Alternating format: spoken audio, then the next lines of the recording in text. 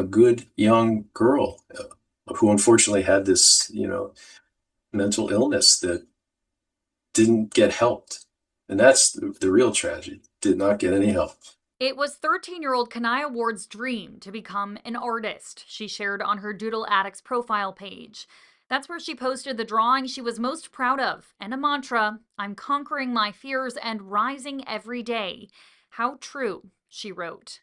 But 3 years later, Kanaya would be found dead in a Baltimore City hotel while under the state's care. A new autopsy report rules her death a suicide by overdose of diphenhydramine, aka Benadryl.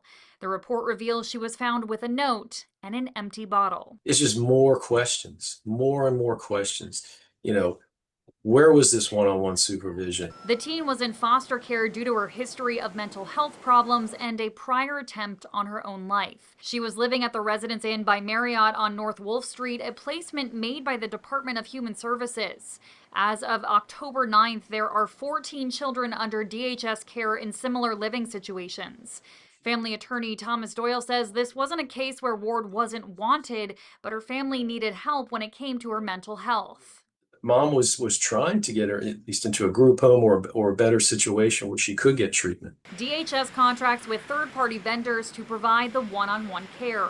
WMAR 2 News confirmed the agency paused operations with Fenwick Behavioral Services 2 days after Ward's death, but did not confirm if it was the organization responsible for her immediate care. In response to her death, DHS has stated in part that if it was found that their standards for care were not met, they will hold their contractors accountable. Do you think that's an acceptable response to this?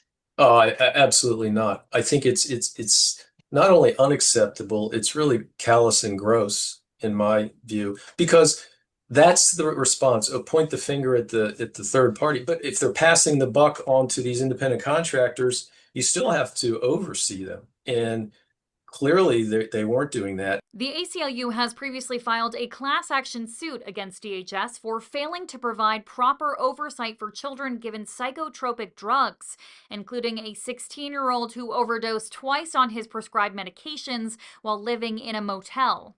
Ward's death comes on the heels of an audit which detailed the shortcomings of Maryland's foster care system, including the placement of nearly 300 children in temporary hotel stays.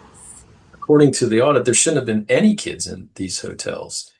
And so I think it's just on top of the grief and the loss, then there's just this sense of callousness. Doyle says he's prepared to file a lawsuit on behalf of the family if that's what they wish. In Baltimore, Blair Sable, WMAR 2 News.